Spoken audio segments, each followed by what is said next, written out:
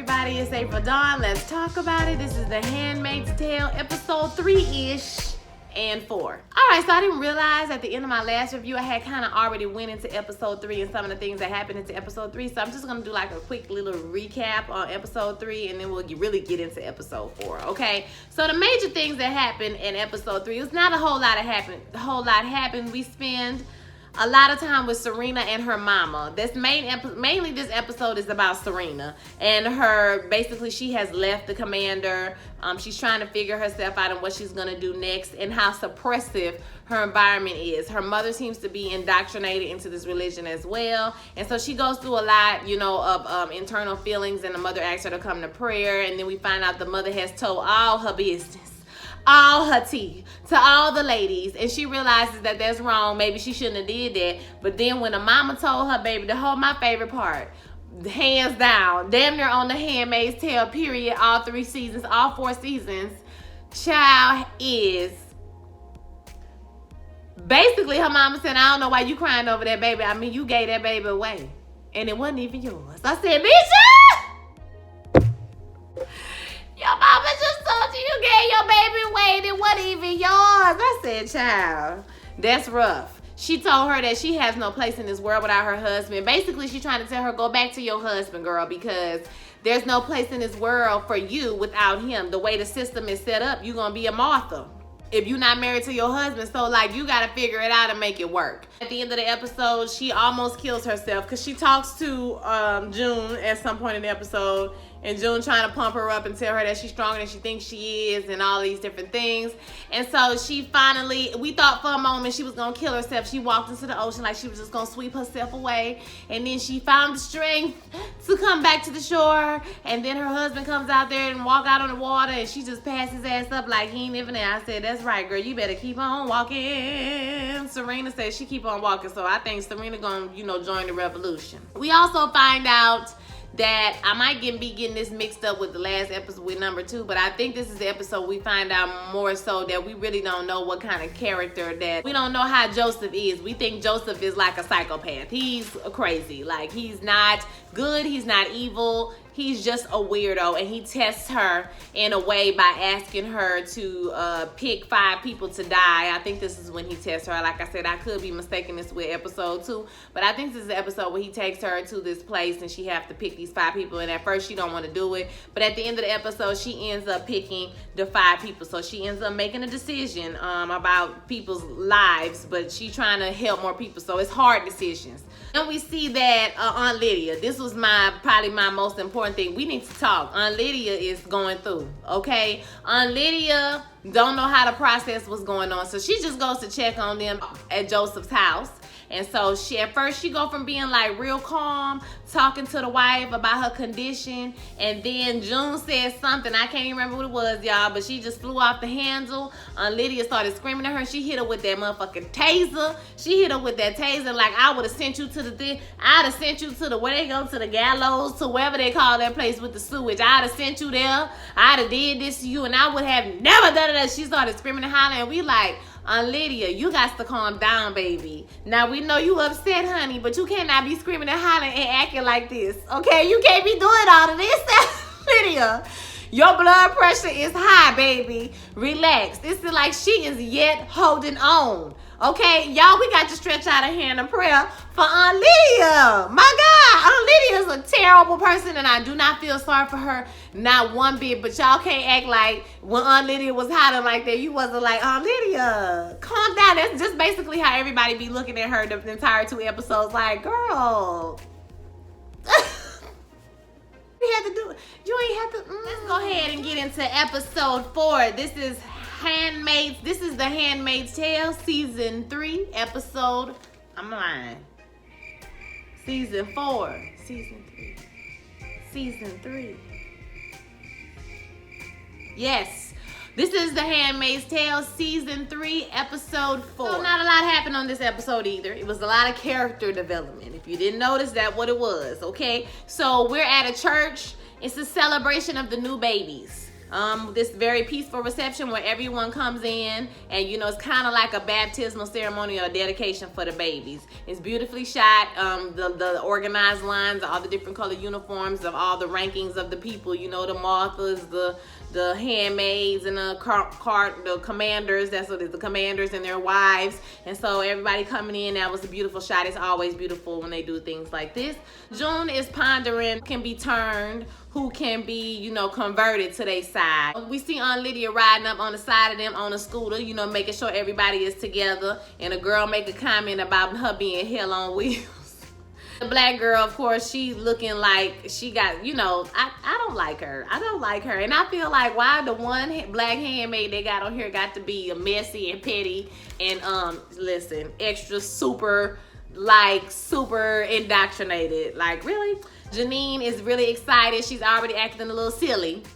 Okay, already. She's excited to see her baby. And then we see that the black girl had a baby, because all these ladies, you know, are finding out as they're walking through the door. June is with them, that, you know, these are the girls who had babies in our district, so they didn't even know each other. Both of them had a baby. The girl said she had 3 babies. I said, well, damn. And so throughout the episode, we flash back to June and Luke and, I can't remember the girl name, but best friend, and all of them getting the baby baptized, her baby. Hannah. So that's like something that goes on ongoing theme throughout the episode, so I'm not gonna keep referring to it. Basically, we get the mirroring images of this while this is happening at the ceremonies, and how, you know, baptism is insurance or protection, or these babies have protection. So something about this baby I feel is going to be special. Is going to be like the you know, not martyr, because the baby is still alive, but something that's representing the revolution, this baby that made it out of Gilead, or whatever it's called, into this new society, or this free society. So I think this baby is going to be a point of contention. So everybody arrives and they are seated, and then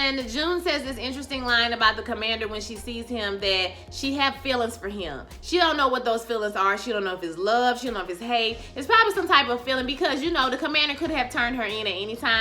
He could have threw her under the bus, you know, whenever, but he didn't do that. Even though he was trash, and he is trash, not complete and total trash, because at least he kept her alive. Like she said on a couple episodes ago, like, you kept me alive. Like, you know, thank you for that. You could have threw me under the bus at any time, but you didn't. So, you know, she feels some type of feelings for him that is very complicated. She can't really explain her feelings for him. So she's just like, you know, I have some type of feeling him. I know it's not love, but it's really complicated. Well, the ceremony begins, and the babies are all, you know, they get their dedication, and they also mention this baby that was taken from us by evil sinners.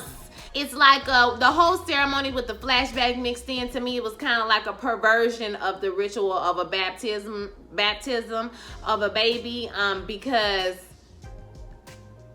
if you remember a few seasons ago, there's no godmothers and godfathers anymore. You remember her and Aunt Lydia was saying that she was godmother to her sister's son who had died like 4 days later.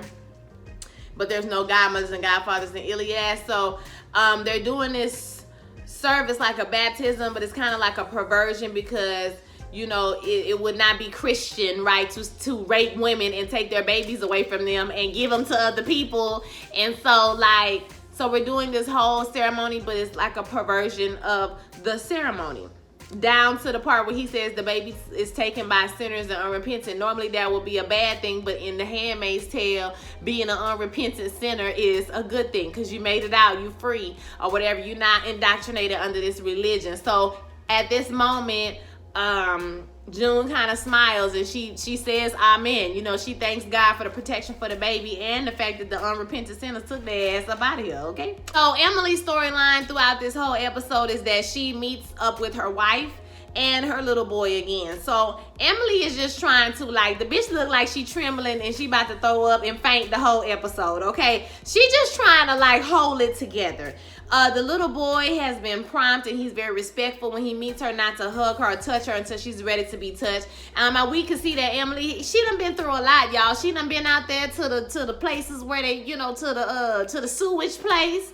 She done got her clitoris cut off. She done been through a whole lot of things, honey. Okay, didn't she run over somebody? She was the one who ran over somebody, didn't she? She done been through a lot. So we can see why she's so messed up and why she don't want nobody to touch her. So basically throughout the episode, the little boy was real cute and you be feeling all the feels, you know, you be crying, you feel the awkwardness between her and her wife, and the little boy come home from school and he want to tell her about fossils. It's real cute. It's real cute. When he go to bed, she reads him a story and the wife started crying and she started crying, and when the little boy started crying, I started crying. Everybody was crying, girl. We was all crying. It was sad, and she went and sat. She just went and sat on the porch and just drank a beer. Like she just trying to pull it together. Like she just knocked Lydia upside her head. Like she just was out here murking motherfuckers. Y'all remember when she was at the sewage place?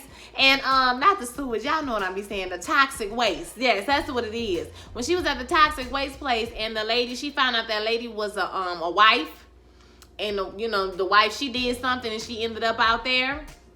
And she killed the woman. She basically murdered her, like gave her the medicine and told her to take it every 2 hours, and she murdered that lady. Like she was so filled with rage and anger and hate. Like I know that's got to be hard to reconcile now that it's just over. Like you spent like a lot of your life or some time out of your life, you know, fighting against this mess, and now it's just weirdly over. So, you know, I understand how sis, you know, is feeling right now. So that was just basically her whole storyline. It was nice to see her reunite with her family. The handmaids get invited to the reception after this celebration, which is uncommon because, you know, they're not supposed to be mixing and socializing together, whatever. So June can see that Lydia is a little stressed. Okay, so she asks her how she doing, and she tells her, listen, you need to worry about you and I'm gonna worry about me. Worry about yourself, big. She's like, okay, well, you know. And Janine is acting a little goofy, but her and Aunt Lydia go back and forth like, you know, when you get up in here, don't ask for nothing, don't say nothing, because you ain't gonna get nothing. Now you gonna be a good girl, right, Janine? Like, I'm gonna be a good girl. You know, she's smiling and grinning and shit.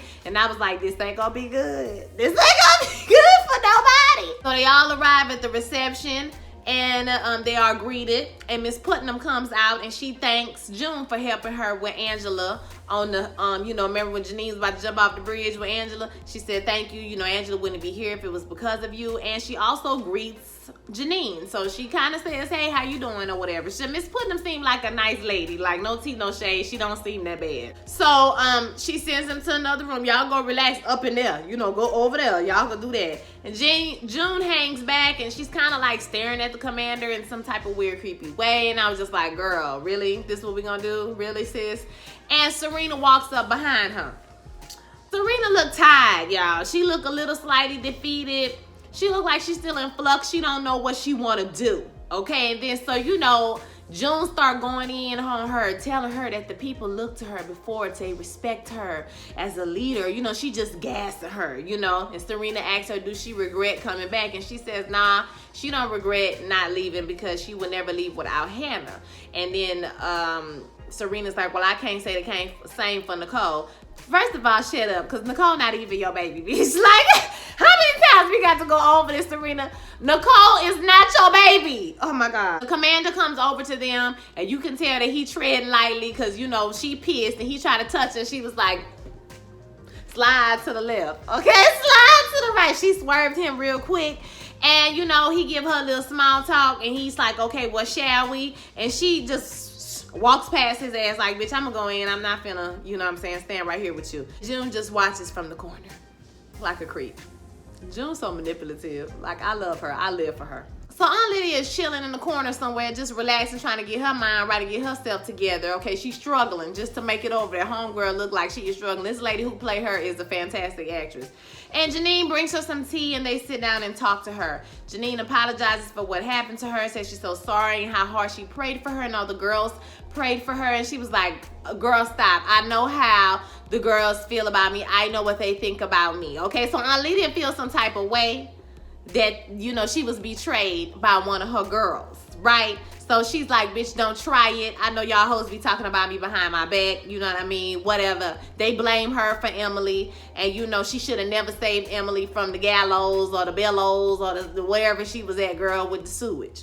With the toxic, I keep saying sewage, y'all, toxic, with the toxic waste, okay? Janine is just like, you know, My bad, bitch. You know what I'm saying? Like, I'm sorry that happened to you, but you know, it is what it is. Girls are in like a little kitchen area, whatever, eating and talking, and they argue about Aunt Lydia, and the black girl defend her. Of course, the black girl is defending her, and you can't blame this on Aunt Lydia, and blah, blah, blah. So then the commander, Waterford, he comes in, and he tells them how good the devil eggs are, and basically scooting their ass up out of there so he can go, you know, talk to June. So he talks to June, and basically he's asking her to help him out with his wife and how he's going to fix the marriage. But the interesting thing is the way the scene is shot. What? We talking about possession right now. Why you couldn't shoot at McDonald's? Why you sitting over here? These niggas. What's interesting is about the way the scene was shot. She was sitting at the head of the table, and she kind of was leaning like this, like a boss, and he was sitting like towards her, like he was coming to her for advice. And the way she was talking to him, it would be like you was talking to a mob boss. Like, what do you need? Well, is that what you want? And this and other. So I just thought that was interesting how they shot that scene. That was pretty cool looking. She suggested him that he give her more power and more freedom in the marriage. And, you know, she's sliding that in because she wants Serena to be down for the, you know, power to the people on the revolution team. But, you know, Waterford, he's so damn dumb. She talking about, well, he's like, well, you know, whatever it's gonna take, you know, if that's gonna make it better, then, you know, maybe, you know, it's worth talking about. So, you know, she gonna give her some more power, hopefully, so we can get this revolution popping. Serena and June, they talk. So Serena and June talk by the pool. There's this indoor pool in this house that they're in. So June is still gassing Serena, telling her, you know, she can be a leader, she can help, and she says that she has power, she have access, and, you know, they can move the point like they did before, and all this stuff. So she tells her that she suggested to her husband that she have more power and more freedom in the marriage. And Serena, this seems to, like, you know, perk Serena up a little bit. Like, okay, now we talking about something. You know, I might can help you, you can help me. You feel me? So they smoking cigarettes. Serena was smoking a cigarette out there. So she gives June a cigarette. And we got a nice shot of June sitting back in the seat and smoking a cigarette. Because I imagine that dipping in swimming pools is not something that these people do anymore since they're like super religious. But I wanted a shot of both of them like sitting in the chairs, like sitting back with their feet kicked up, smoking a cigarette. I just felt like that would have been everything. But you see how June manipulated the husband, and then she goes and manipulates the wife, and so she put them back together because she tells her where the strings, she tells her where the dress pulled the strings. You see how she got both of them back together because she about to make this revolution pop, okay? And she needs somebody with power and access. Didn't we talk about this already? She needs somebody with power and access. Janine goes into the main room, okay, with the commanders and their wives. And the wife, Miss Putnam, has brought the baby in there. She's, you know, smiling and showing everybody the baby, right? So Janine goes in and she asks, can she hold the baby?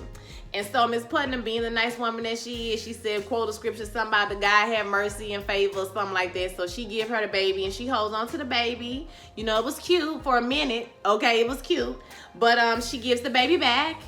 And Janine tells them that she's happy that they are the parents of the baby. You know, they like, blessed to be the fruit. Oh, everybody about to clink and, you know, big up theyself. And then she turns around to Aunt Lydia and says that she wants to go back. You know, that baby can have a sibling. Can she go back to be in their house? And Aunt Lydia's like, no, that's not how this works. You know, now you talking crazy, right? And so she's like, I just want to be with my baby. I just want to be with my child. As soon as she said, I want to be with my baby, Aunt Lydia took that damn stick out and started beating the living shit out this girl. Said, Aunt Lydia,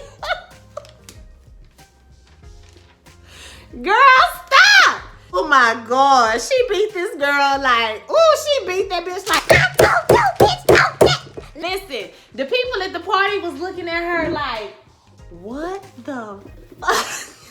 She beat the shit out of Jeannie.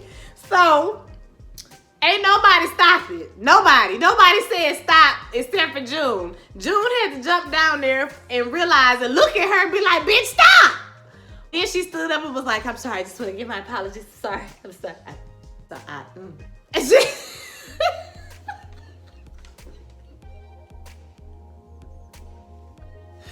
and she just walked out. She just walked out, friend. I said, this is sad. Aunt Lydia. And they was looking at her, and I wanted her to turn up and be like, what? What? Because this is crazy to me how they all looking at her like they're crazy, but this is the type of behavior that they sanction. Y'all want, I mean, this is what y'all think is okay. This is like your religion. I mean, you think it's okay to beat these women. Like, this is what is happening. This is what you're fighting for, this. And don't be looking shocked down when it's right in front of your face. Aunt Lydia Aunt Lydia had worked herself up with her damn blood pressure. She had just acted all out of character. So Aunt Lydia had took herself to the other room, and baby, she just sat down there and just cried. I said, cry, ho. When she was crying, I said, you better cry, ho, you dirty, evil bitch. You better cry, bitch.